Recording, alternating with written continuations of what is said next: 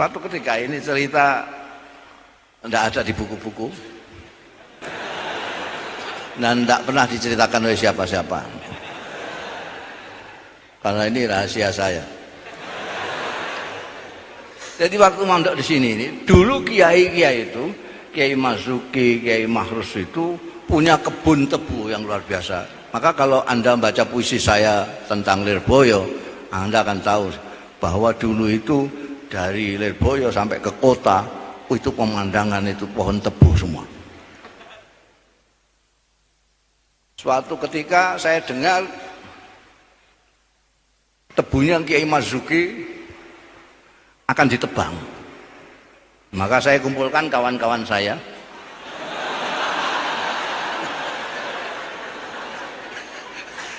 kawan-kawan saya yang istimewa-istimewa itu, saya ajak rembukan. Ini kabarnya ini, kalau enggak nanti sore ya besok ini tebu-tebunya Kiai mau ditebang.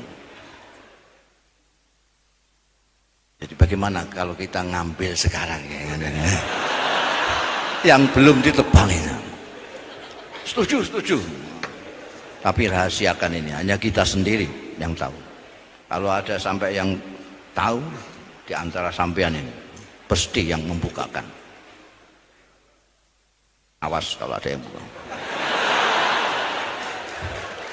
Dulu saya itu kawannya Gusmi, jadi semua ya agak takut sedikit. Pengurusnya saja takut nakzir saya kok. Udah, baru saya jalan, kawan-kawan belum mulai jalan. Saya yang dekat dengan rumahnya Kiai, karena saya di Pondok Mars dulu itu. Nah, lewat gitu, dipanggil sama Kiai Marzuki, keringetan saya. Mau dicolong tebunya kok manggil-manggil. Gus, mriki Gus. Kiai Marzuki itu keistimewaannya boso karo santri ini. Yang menangi Kiai Marzuki tahu boso. Kalau kita boso sama kiai kita itu biasa. Ini kiai boso mbek santri ini. Gus, mriki Gus.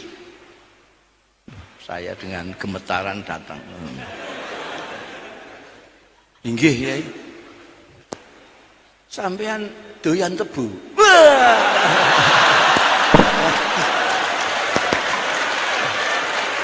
Wah, langsung gemetar kamu ayo. Pertanyaannya saya nggak jawab, saya mantuk. Saya teringat kawan-kawan saya yang sudah tinggal menunggu komando saya tadi. Doyan tebu jenengan. Beliau masuk ke rumah, ke dalam. Tak pakai baju. Kiai Marzuki sering OT-OT, enggak pakai baju. Masuk ke dalam, keluar mikul sak bongkok tebu. Sak dongon, keluar. Ini Gus, saya pilihkan yang bagus-bagus.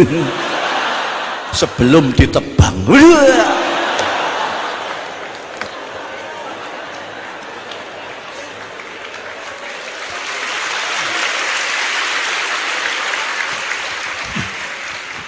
Ini sekaligus saya ini kurang hormat sama Kiai ini. Tebunya kok mau saya tolong. Dan apa namanya, Kiai, saya nggak tahu apa dari mana. Makanya saya bilang ada punya indera keenam. Dan sebetulnya kan gampang saja kalau Kiai model sekarang. Kowe aja nyolongan. Mendingan sih aja nyolongan. Dosa gede.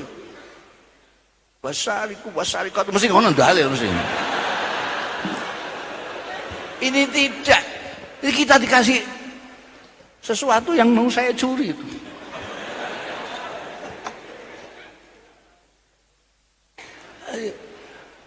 Ada perbedaan antara apa namanya pengajaran dan tarbiyah itu.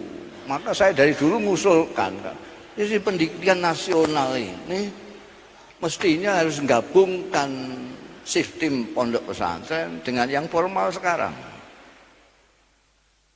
Jangan nanti pesantren yang niru yang formal itu, dikira itulah sistem pendidikan yang bagus, tambah rusak pondoknya. Tapi sekolah-sekolah itu yang ngambil pendidikan dari pondok pesantren, sehingga komplit pengajarannya seperti pengajaran sekolah formal, pendidikannya model pendidikan. Kalau diajari saja tapi tidak dididik, akan memproduk orang-orang pinter yang tidak terdidik.